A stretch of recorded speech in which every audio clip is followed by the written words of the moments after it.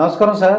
నమస్కారం అండి. సార్, పవన్ కళ్యాణ్ వ్యక్తిగతంగా ఇంతవరకు ఇప్పుడు వరకు అంటే వరదల తర్వాత, అంటే ఎలక్షన్ల తర్వాత, ఎలక్షన్ల ముందు అసలు ఏమి మీకు అనిపిస్తుంది? అన్ని కూడా చూస్తుంటే మీకు ఏమనిపిస్తుంది అంటారు? పవన్ ఒక మంచి స్థితప్రజ్ఞుడు అనుకుంటున్నాం. నేటి రాజకీయాల్లో ఆయన చూసి నేర్చుకోవాల్సిన అవసరం ఉంది. వాళ్ళ అన్నగారిని చూసి రాజకీయ పార్టీలో వచ్చారు, యువరాజ్యం అధ్యక్షుడికి వచ్చాడు. అంతకుముందే కామన్ మ్యాన్ ప్రొడక్షన్ ఫోర్స్ అని పేదవాడు చెల్లించిపోతే ఎమ్మటే ఎక్కడ తెలంగాణ ఆంధ్ర అయినా ముందు స్పందించి నల్గొండలో అయితే చాలామంది మారుమూల గ్రామాల్లో బోర్లు లేకపోతే ఫ్లోరోసిస్ ఉంటే అక్కడ బోర్లు లేపించాడు. పేద పిల్లల చదువుకు సహాయం చేశాడు, అనాథలను ఆదుకున్నాడు. అతను ఏదో ప్రజలకు చేయాలన్న తలంపుతో రాజకీయాలకు వచ్చాడు. వాళ్ళ అన్నగారు రాజకీయాలు ఇవ్వలేకపోయాడు. ఈయన మాత్రం దశాబ్దం పైన పోరాటం ఎక్కడా గెలవలా. అయినా కానీ ఎన్డీఏ నుంచి ఆయన ఆహ్వానం పలికారంటే మోదీ గారు అతని దూరదర్శి చూసుకోవచ్చు. టీడీపీని కూడా కలిపింది ఎవరు?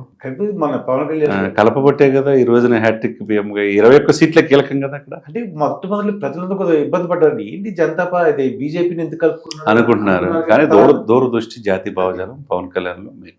తనకి దశాబ్దం పైన ఆదరించకపోయినా ప్రజల్లోనే ఉన్నాడు. ప్రజలకు ఏదో చేయాలని తపన, ఆపన్న హస్తం. నిన్నటికి 1 year చంద్రబాబు నాయుడు గారి జైలు జీవితం. అప్పుడు ఉన్నప్పుడు బయటకు వచ్చి ఒక సహాయం చేసి కలిసి వెళ్తున్నాం అని చెప్పింది ఎవరు? ఏదైనా కానీ ఆయనకు శుభాకాంక్షలు. నిన్న 1 year. ఆ 1 yearలో ఆ రోజున ముందే చెప్పాడు, 6 నెలల ముందే, నిన్ను దించకపోతే చూడు అని చెప్పి అన్నాడు. ఆ తర్వాత నా పేరు పవన్ కళ్యాణ్ కాదన్నాడు, జనసేన పార్టీ కాదన్నాడు. చూపించాడు కదా. ఈరోజు రాజకీయాల్లో చెప్పి చేయటం అనేది రేర్, చాలా రేర్గా ఉంటుంది. కష్టాల్లో 4 దశాబ్దాల అనుభవం ఉన్న చంద్రబాబు నాయుడు గారికి ఆ పార్టీకి ఒక అప్పనాస్త్రం అందించాడు. పోరాట పటిమతో 124 సీట్లు వచ్చేట్టు చేశాడు. ఇక్కడ గెలిచిన 21 ఎంపీలతో మోడీ గారి హ్యాట్రిక్ పిఎం అయ్యేటట్టు చేశాడు. అది పవన్ కళ్యాణ్ గొప్పతనం. వచ్చాడు, డిప్యూటీ సీఎం అయ్యాడు. ఎక్కడ కక్షలు కార్పణ్యాలు లేవండి. Rule is rule, rule for all అన్నట్టు పని చేసుకుంటూ 15-20 గంటలు రివ్యూలు చేస్తున్నాడు. ఆయన శాఖల కీలకం పంచాయతీరాజ్, గ్రామీణాభివృద్ధి, అడవులు, పర్యావరణం, సైన్స్ అండ్ టెక్నాలజీ. ఆ శాఖలకి ఇవన్నీ తీసుకొచ్చాడు.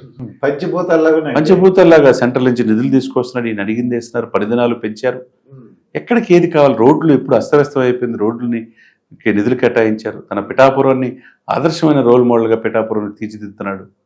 ఇంకేం కావాలి సార్? ఇప్పుడు 30,000 మంది ఆడపిల్ల అదృశ్యమైన ఆయనేగా సమాజం తెలియజేసింది.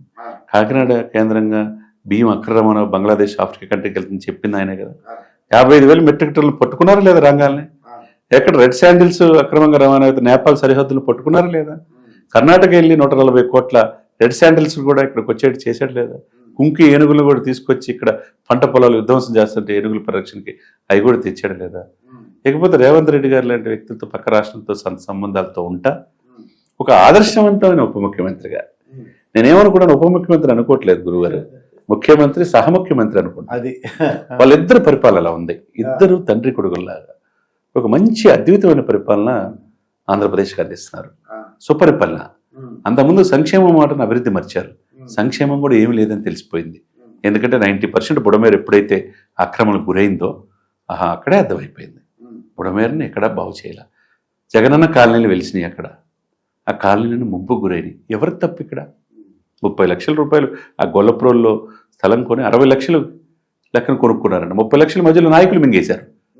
ముంపు గ్రామం 30 లక్షలు కూడా విలువలేంది 60 లక్షలకు ప్రభుత్వం కొనేటి చేసి అది పేదవాళ్ళకి ఇస్తే ఆ జగనన్న కాలనీ ముంపు గురైతే నిన్న వెళ్ళి ఆయన పవన్ కళ్యాణ్ గారు వెళ్తున్నాడు. ఏంటి సార్ ఇది? ఎవరు తప్పు ఇక్కడ? కాబట్టి ఇక్కడ నేటి రాజకీయాలకి ఇచ్చే గుణం ఉండాలి. ఆయన ఇప్పుడు మంత్రి అయిపోయాడు, డిప్యూటీ సీఎం అయిపోయాడు, రూపాయి కూడా సహాయం చేయాల్సిన అవసరంలా. అంతకుముందు ఎమ్మెల్యే కాకపోయినా మంత్రి కాకపోయినా పార్టీ పెట్టాడు. తన బిడ్డల పేరు మీద డిపాజిట్లు కూడా తీసేసి 34 కోట్ల 5,500 మంది కౌలు రైతులకు ఇచ్చాడు. దాని సమస్య పరిష్కరించాడు. ప్రతి పైసా అతనే పెట్టాడు. ఏ రాజకీయ నాయకుడు ఏ సినిమా నటు చేశాడు. సరే, అది అయిపోయింది. ఇప్పుడు సహాయం చేయాల్సిన అవసరం లేదు. ప్రభుత్వం ఇవ్వచ్చు, నిధులు ఉంటాయి. కానీ ఎందుకు సొంత డబ్బు ఇవ్వాలి సార్? ఈయన ఎందుకు ఇవ్వాలి? ఇదే జగన్మోహన్ రెడ్డి గారు జగతి పబ్లికేషన్ నుంచో, లేకపోతే సాక్షి పేపర్ నుంచో, లేకపోతే భారతీయ సిమెంట్స్ నుంచి ఇవ్వచ్చు కదా సార్. ఆమె పాపం చంద్రబాబు నాయుడు గారు భార్య గారు 2 కోట్లు ఇచ్చారు హెరిటేజ్ నుంచి. పవన్ కళ్యాణ్ గారు 1 కోటి రూపాయలు ఆంధ్రప్రదేశ్, 1 కోటి రూపాయలు తెలంగాణతో పాటు 400 లక్షలండి. 400 పంచాయతీలకి దేశ చరిత్రలో ఎక్కడ లేదు. 4 కోట్ల రూపాయలు నిన్న మొత్తం పంచారంటే ఎంత ఆనందంతో పంచాయతీ సర్పంచులకు అధికారాలు ఇచ్చారంటే సొంత డబ్బు సార్ ఇది. 6 కోట్లు ఒక్కడ చేయగల ఆ గుండె ఎవరికైనా ఉంటుందా? కష్టం కదా నాకు. చిరంజీవి గారు 1 కోటి, రామచంద్ర 1 కోటి, 2 కోట్లు, సాయి ధర్మ తేజ్ 5 లక్షలు, 8,25,00,000 సహాయం అండి. Mega family. ఓకే. మరి దాని నుంచి ఏం నేర్చుకోవాలి వీళ్ళు విమర్శించేవాళ్ళు. నేటి తరం రాజకీయాలకి పవన్ ఒక స్ఫూర్తి. నాట్ ఓన్లీ ఆంధ్ర తెలంగాణ జాతీయ రాజకీయాల్లో ఆయన ఎదిగే తీరు రాబోయే రోజుల్లో చాలా ఆశ్చర్యపడతారు అందరూ కూడా. ఈరోజు చూడండి, వర్షం వచ్చి వరద వచ్చి ఆయన బయటకు వస్తే ఇబ్బంది అని చెప్పి సరే 2 రోజులు అలా రివ్యూ మీటింగ్ పెట్టాడు. 3వ రోజు తను చేయాల్సినంత చేశాడు. వీళ్ళు రూపాయి సహాయం చేసేవాడు ఎవడు ఉండడు.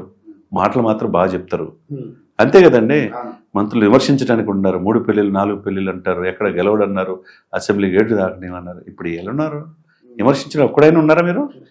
ఎవరు లేరు, కనబట్టలేదు అసలు. జనంలో 2 రోజులు రెస్ట్ తీసుకోకుండా మళ్ళీ వెళ్ళి ఆ పిఠాపురం ఏలూరు వాగు పొంగుతూ ఉంటే శాశ్వత పరిష్కారం దిశగా ఆయన కలెక్టర్లను ఎండబెట్టుకొని వెళ్తాడంటే అది నిబద్ధత, అది నిజాయితీ, అది పారదర్శకత అంటే.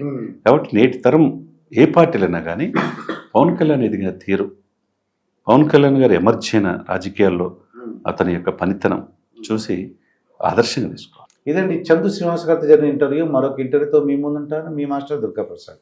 నమస్కారం సార్.